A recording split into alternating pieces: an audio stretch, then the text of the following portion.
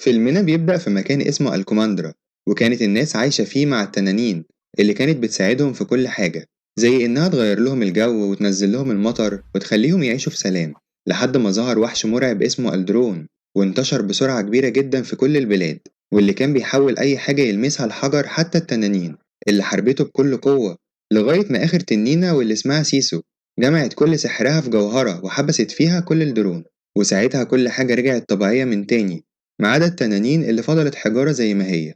بعدها بتظهر بطلة فيلمنا اللي اسمها رايا، وبتدخل نفق ومعاها حيوانها الصغير اللي بيلف زي الكورة، وبتخليه يعدي قدامها علشان يكتشف لو كان في فخ في المكان، وبتوصل في الآخر لبوابة وبتقدر تفتحها، ولما بتدخل بتلاقي قدامها جوهرة، بس بيظهر بعدها حارس الجوهرة وبيحاول يوقفها علشان ما تقربش منها، وبعد كده بنعرف إن الحارس ده يبقى باباها، وإنه كان بيدربها وبيختبرها وهي نجحت في الاختبار. وبتقف تبص رايا للجوهرة وهي مبهورة بيها، وبيقول لها باباها إنهم من سنين طويلة وهما بيحرسوا الجوهرة دي، وإنها دلوقتي بقت الحارسة الرئيسية للجوهرة. وبتتمشى رايا مع باباها في القصر بتاعهم، وبيقول لها إنه عامل اجتماع مع زعماء المناطق التانية اللي اتقسمت بعد ما التنانين اتحولت لحجارة، وهو بيحاول يوحدهم من تاني، بس خايف يكون حد منهم ناوي يغدر بيه ويكون جاي علشان يحاربهم وياخد الجوهرة لمنطقته. فبتقوله رايا إنها مستعدة علشان تقاومهم، وبيسألها تعرفي إيه عنهم؟ فبتقوله أول منطقة مليانة مرتزقة وصحراء أقوياء جدا، وتاني منطقة سوق مشهور بالصفقات السريعة والمقاتلين البارعين، وتالت منطقة هي غابة الخيزران المتجمدة، ورابع منطقة دول أشرس أعدائنا، مدينة بيحميها مجموعة أشرار وقتلة. لكن باباها بيقول لها زمان كنا بلد واحدة متحدين كلنا، وأنا بتمنى نرجع كده تاني، علشان كده عزمتهم كلهم على وليمة علشان نتكلم مش علشان نتحارب، ونحاول نتفق قبل ما ندمر بعض كلنا. ولما بيتجمع مع زعماء المناطق التانية بيبدأ بابا رايا يرحب بيهم وبيقول لهم أهلا بيكم، بس محدش منهم بيتقبل الكلام أو بيكون عاوز السلام. فبتتقدم رايا بتقول لهم مين جعان، فبتروح بتلقائية بنت زعيمة من القبائل وبتعرفها بنفسها، وبتقول لها إن اسمها نيماري، وبترحب بيها رايا وبتاخدها للوليمة. وبتفضل البنتين يتكلموا مع بعض وبيلاقوا بينهم حاجات مشتركة كتير، وبتقول لها نيماري إن بلدهم بتعاني، ورغم إنها من بره تبان جميلة لكن جواها في خراب كتير. وبتقول لها كمان إن الأساطير عندهم بتقول إن التنينة سيسو لسه عايشة، وبتوريها مخطوطة وبتشرح لها إن الأسطورة بتقول إن بعد ما اتغلبت سيسو على الدرون راحت نامت في النهر. فبتسألها رايا أنهي نهر؟ إحنا عندنا أنهار كتير جدا، بس بتقول لها نيماري إن محدش يعرف خالص هي في أنهي نهر. وبتقول لها كمان تخيلي لو عرفنا نوصل لها كل المشاكل بتاعتنا هتتحل. وبعدها بتهدي نيماري سلسلتها اللي على شكل التنينة سيسو لرايا، وبتاخدها رايا وبتعجبها جدا، وبعدها بتقرر تروح توريها الجوهرة. بس فجأة لما بيوصلوا بتظهر نية نيماري الشريرة، وبتقول لها شكرا علشان وصلتيني لمكان الجوهرة السري، وبتوقع رايا على الأرض. وبيتحاربوا البنتين وبتطلع نيماري الشعلة وبترميها في السما، وساعتها بتشوفها الزعيمة الشريرة بتاعت القبيلة، وبكده بتقدر تحدد مكان الجوهرة وبتبعت الجنود بتوعها على هناك. لكن بيشوفها بابا رايا بيتحرك وراها بسرعة، وبيوصل الجنود للمكان وبيحاصروا رايا، وبتقول لها بنت الزعيمة الشريرة إن دلوقتي الجوهرة بقت بتاعتهم. لكن بابا رايا بيتدخل وبيحاول يدافع عن الجوهرة، وكمان بيوصل زعماء كل المناطق، وبيقول لهم بابا رايا إنه لسه مؤمن إنهم يقدروا يحطوا إيديهم في إيد بعض وساعتها يقدروا يرجعوا الكوماندرو من تاني. بس فجأة حد بيطلق سهم وبيدخل في رجل بابا رايا وبيقع في الأرض. وقتها بيجري كل زعماء المناطق على الجوهرة، وبيبقى كل زعيم عاوز ياخدها لمنطقته، وبيفضلوا يتخانقوا عليها لحد ما فجأة بتقع منهم وبتتكسر لأجزاء كتير، وبعدها بتتهز الأرض جامد وبيدخل عليهم الدرون، وفجأة بيبدأ يحول الناس كلهم لتماثيل من الحجارة، وبيحاول بابا رايا يحميها من الدرون، وبيوقفوا باستخدام جزء من الجوهرة المكسورة. بس بيتسارع زعماء باقي المناطق علشان ياخدوا أجزاء من الجوهرة المكسورة لنفسهم، وبعدها بيجروا بعيد عن المكان علشان يهربوا. بس بيقع بابا رايا وما بيقدرش يجري معاهم بسبب السهم اللي دخل في رجله، فبيقول لها إنها دلوقتي الحارسة الأخيرة، وبيوصيها إنها تحاول تجمع الجوهرة من تاني وما تستسلمش أبدا، وبيرميها في المية علشان الدروم ما بيقدرش يقرب من المية لأنها بتقاوم تأثيره. وبعدها بيتحول باباها الحجر هو كمان. وبعد سنين كتير بنشوف رايا لما كبرت وبتبقى راكبة على حيوانها اللي كبر هو كمان، وبتكون ماشية في منطقة متدمرة والناس كلهم متحولين لتماثيل من الحجر، لحد ما بتوصل لنهر وهي بتتمنى يكون هو اللي فيه التنينة سيسو. لكن بيظهر الدرون فجأة وبتحاول تقاومه بسرعة لحد ما بيمشي، وبتفضل تكلم رايا الحيوان بتاعها وبتقوله بقالي 6 سنين بدور على النهر اللي فيه التنينة وما وصلتش لحاجة، وبتلاقي قدامها حطام سفينة فبتدخل جواها وبتقعد تتكلم وهي ماسكة سلسلة التنينة سيسو، وبتقول لها أنا فضلت أدور عليكي 6 سنين لحد ما وصلت لآخر نهر أهو وبرضه مش لاقياكي، وإحنا بجد محتاجينك. وفجأة بتظهر سيسو وبتتكلم مع رايا اللي بتنبهر لما بتشوفها، وبتعرفها إن البشر كسروا التعويذة اللي هي عملتها وأطلقوا الدرون من تاني. بس بتقول سيسو لرايا إن مش هي اللي صنعت الجوهرة، وإنها مجرد نقلتها بس بمجرد ما بتقرب سيسو من جزء الجوهرة المكسور اللي مع رايا جسمها بيبدأ ينور، فبتقول لها رايا إن ده معناه إنها لسه مرتبطة بالسحر اللي فيها وممكن تعرف تستخدمها مرة تانية، بس لازم يجمعوا باقي القطع بتاعة الجوهرة الأول. وقتها هيقدروا ينقذوا العالم من الدرون، وساعتها هيرجع بابا رايا من تاني، وكمان ترجع المناطق المتقسمة مرة تانية لبلد واحدة متحدة. وفجأة بتدخل نيماري للنهر اللي كانت فيه رايا علشان تدور عليها، لكن مش بتلاقيها لأن في الوقت ده بتكون رايا أخدت سيسو وراحت تجمع قطع الجوهرة اللي موجودة مع باقي القبائل. وبتروح رايا لأول منطقة وهناك بيلاقوا قطعة الجوهرة التانية، وكده بيبقى معاهم 2 من أصل 5 قطع. وأول ما بتمسك سيسو الجوهرة بتتحول لإنسانة وبتفرح بشكلها الجديد، بس فجأة بتدخل عليها نيماري هي وجيشها وبتحارب رايا، لكن رايا بتنجح إنها تهرب منهم وتاخد معاها سيسو، وبيركبوا حيوان رايا وبينطوا بيه في المية لحد ما بيلاقوا مركب فبيطلعوا عليها. بس لما بيدخلوا بيلاقوا طفل صغير فبيسألوه عن الكابتن بتاع المركب، وبيكتشفوا إن هو الكابتن بتاعها، وبتطلب رايا منه يوديهم للمنطقة التالتة. وبتنزل التنينة تعوم في المية وبتطلب منها رايا إنها ترجع لشكل البنت بسرعة قبل ما الولد يشوفها ويعرف إنها التنينة. وقتها بيكون الولد بيحضر لهم أكل، لكن رايا بترفض تاكل منه وبتبقى قلقانة، لكن التنينة بتاكل منه وبتكون جعانة جدا.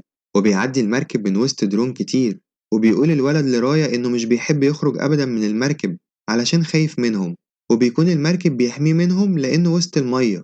وبيسألهم الولد هو الدرون ده عبارة عن إيه، فبتقوله سيسو إنها حاجة ضد التنانين، يعني زي ما التنانين بيحبوا المية والحب والسلام، الدرون بقى بيجلب الدمار والخراب والشر وبيحول كل حاجة لرماد وحجارة. وأخيرا بيوصلوا للمنطقة التالتة، وبيقول لهم الولد إنه يقدر يستناهم وياخدهم لمحطتهم الجاية بس بمقابل مادي. وبتطلب رايا من سيسو تستنى في المركب علشان تفضل في أمان، وهي هتروح تجيب الجوهرة وترجع بسرعة. لكن سيسو ما بتسمعش الكلام وبتقرر تروح تشتري هدية من السوق، وبتكتشف إن مش معاها فلوس، فبيروح لها الولد الصغير وبيقول لها إنها تقدر تشتري كل حاجة عاوزاها وتقول لهم إنها تدفع بعدين زي ما بيعمل الناس الكبار، وبيكون ده زي وعد منك ليهم إنك هتحاسبيهم بعدين. وبيقول لها أنت كبيرة وهيصدقوكي، فبتفرح سيسو بالفكرة جدا وتروح السوق وتلم حاجات كتير، لكن الناس بيطلبوا منها تدفع الفلوس علشان بيكونوا مش عارفينها. وبتيجي ست عجوزة وبتاخدها من السوق وبتمشي. أما رايا فبتضحك عليها طفلة صغيرة وبتسرقها، فبتحاول رايا تجري وراها وترجع قطعتين الجوهرة اللي سرقتهم الطفلة، وبتعمل صفقة معاها وبتقول لها إنها هتديها فلوس كتير لو عرفت تساعدها في مهمتها. وبنشوف بعد كده إن الست العجوزة اللي أخدت سيسو هي نفسها اللي معاها الجوهرة التالتة، وبتسأل سيسو عن القطعتين اللي مع رايا، وبتقول لها لو ما قلتليش فين القطعتين هسيبك للدرون ياكلك. بس ساعتها بتوصل رايا وبتنقذها وبتقدر تاخد القطعة التالتة من الست العجوزة، وبيرجعوا بسرعة للمركب علشان يهربوا من المكان. وهناك بتلاقي إن الطفلة وحيواناتها الصغيرين مستنيينهم، فبتقرر رايا تاخدهم معاها وبتمشي. وفي الوقت ده بتروح نيماري علشان تقابل مامتها زعيمة المنطقة الأخيرة، وبتقول لها مامتها إنها عرفت إن رايا بتحاول تجمع أجزاء الجوهرة، وبتطلب منها تجهز الجيش الملكي علشان تحارب بيه رايا لما توصل عندهم. أما على المركب بنلاقي سيسو بتتكلم مع رايا وهي زعلانة جدا، وبتقول لها إن التعامل مع البشر صعب قوي، بس بتقول لها رايا إن باباها كان مختلف جدا عنهم. وبيوصل المركب للمنطقة اللي بعدها وبتقع في فخ هي وسيسو، وبيدخل عليهم شخص ضخم وبياخد منهم ال3 قطع، لكن بيدخل حيوان رايا وعلى ظهره الولد الصغير والطفلة وحيواناتها الصغيرين، وبينقذوا رايا وسيسو وبيربطوا الراجل الضخم. وفجأة بيسمعوا صوت نيماري وهي بتحذر أهل المدينة لو ما سلموهاش رايا هتهاجمهم بالجيش بتاعها. وهنا بتكتشف رايا إن أهل المدينة كلهم اتحولوا لحجارة ما عدا الشخص الضخم اللي خطفهم، لأنه الوحيد اللي كان معاه جزء الجوهرة المكسور. وساعتها بتخرج رايا لنيماري وتطلب منها إنها تسيبها، وبتحاول تتفاوض معاها علشان بس تلهيها على ما يهرب أصحابها من غير ما حد يشوفهم. لكن سيسو بتقرر تساعد رايا لما بتلاقيها هتتهزم من نيماري، فبتتحول سيسو لشكلها الحقيقي وبتدخل تاخد رايا وبتملى المكان دخان وبتهرب بسرعة. وبيقرر الولد الصغير والراجل الضخم إنهم يساعدوا رايا بعد ما عرفوا إن سيسو هي التنينة المقدسة، وبيدي الراجل الضخم قطعة الجوهرة اللي معاه لسيسو. اللي بعدها بتطير في السما وساعتها بتنزل المطرة وتفضل تلف سيسو وهي فرحانة جدا. وبعدها بيقرر الفريق إنه يتوجه لآخر منطقة، وهي قبيلة الزعيمة الشريرة مامة نيماري، علشان ياخدوا آخر قطعة من قطع الجوهرة المكسورة. وبتشرح رايا للفريق إن المنطقة دي محمية بقناة من المية، والطريق الوحيد لدخولها هيكون عن طريق المية دي. وبتقول لهم إن لحسن الحظ معانا التنينة المائية سيسو. وساعتها بتاخدها سيسو وبيطيروا علشان توديها للمنطقة بتاعتها. وفي السكة بتشوف تمثال باباها وبيكون وحشها جدا. وبعدها بتوصل سيسو المكان كده وبتوريها تماثيل التنانين إخواتها، وبتقول لها إنهم كانوا آخر تنانين عاشت على الأرض، وأخوها الكبير رفض إنه يستسلم للدرون، وإن ده المكان اللي خاضوا فيه معركتهم الأخيرة. وجمعوا سحرهم كله وحطوه في الجوهرة دي، واختاروها هي علشان تاخد الجوهرة وتنقذ العالم. وفي الوقت ده بتوصل نيماري لمنطقتها وبتقول لمامتها على كل اللي حصل. وبتطلع مامتها عارفة كل حاجة، وبتقول لمامتها إن ممكن رايا يكون معاها حق، وبكده الكوماندرا ممكن ترجع والعالم يتحد مرة تانية. لكن مامتها بتفاجئها لما بتقول لها إن العالم لو اتحد مش هنعرف نحكمه، وإنتي خلصتي مهمتك لحد هنا. وبتسيبها مامتها وتمشي. بعدها بتوصل رايا وأصحابها، وبتبعت الأول الطفلة وحيواناتها الصغيرين، وبيوصلوا لأوضة نيماري وبيرموا لها السلسلة اللي اديتها لرايا وهم صغيرين. وساعتها بتبعت نيماري الإشارة في السما، وهنا رايا بتفهم إنها قبلت الهدية وموافقة يتحدوا. وبعدها بتروح رايا تقابل نيماري علشان تديها قطعة الجوهرة الأخيرة، لكن فجأة بتطلع سلاح وتوجهه عليها، وبتحاول تاخد أجزاء الجوهرة من رايا. وبتكتشف رايا خداعها للمرة التانية، وبيوصل أصحاب رايا علشان يلحقوها ويقولوا لها إنه كان غلط أصلا الوثوق في نيماري من الأول. بس بتقرب سيسو من نيماري وبتحاول تغير رأيها، لكن نيماري بتضرب السهم بالغلط وبتتصاب سيسو بيه وبتقع من فوق الجبل. وساعتها بيبدأ هجوم الدرون، لكن بتمشي رايا من المكان وبنلاقيها رايحة للمبنى اللي فيه نيماري وهي غضبانة جدا. وبيبدأوا الاتنين في قتال بعض، وأصحاب رايا بيحاولوا ينقذوا المدينة من الدرونز قبل ما قوة الجوهرة تختفي. وبتتحكم رايا في غضبها وبتقرر تروح مع نيماري علشان ينقذوا المدينة مع الباقيين، لكن سحر الجوهرة بيبدأ يختفي. وبتمسك رايا السلسلة اللي عليها رسمة التنين وبتطلب منهم يجمعوا قطع الجوهرة سوا، وبتقول لهم إن الأهم إننا نثق في بعض، وهي دي قوة الجوهرة الحقيقية. وبتدي الجزء اللي معاها لنيماري، وبتتحول بعدها لتمثال من الحجر بسبب الدرون. وبيعمل الباقيين زيها وبيدوا ثقتهم الأخيرة لنيماري، وبيدوها القطع اللي معاهم وكلهم بيتحولوا لحجارة. وبتجمع نيماري القطع مع بعض وبتتحول هي كمان لتمثال. وفجأة بيختفي الدرون وبتطلع قوة ضخمة من الجوهرة، وبتنزل مطرة سحرية من السما، وساعتها بتشيل الحجارة من على التماثيل. وبترجع رايا ونيماري وكل البشر لوضعهم الأصلي وبتتفك كل الحجارة. وساعتها بيكتشفوا إنهم نجحوا في إنقاذ العالم كله، وبترجع شلالات المية في المدينة، وكمان التنانين بيرجعوا للحياة. وبترجع سيسو مرة تانية وبتفرح لما بتشوف إخواتها التنانين، وبتحضن رايا وأصحابها. وبعدها بيرجع الراجل الضخم لمدينته وأهله، وبترجع الطفلة لمامتها وكمان بيرجع الولد الصغير لأهله. وفي الأخير بترجع رايا لمدينتها وبتقابل باباها وبتحضنه، وبيكون فخور جدا بيها لأنها نجحت في مهمتها الصعبة. وبعدها بتجيلهم التنينة سيسو اللي بتقول لبابا رايا إن بنته مش بس أنقذت العالم، لأ هي كمان قدرت تجمع وتوحد كل المناطق مع بعض، وقدرت ترجع الكوماندرا متحدة مرة تانية بعد كل السنين دي.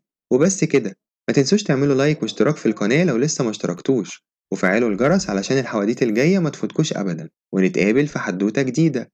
باي باي.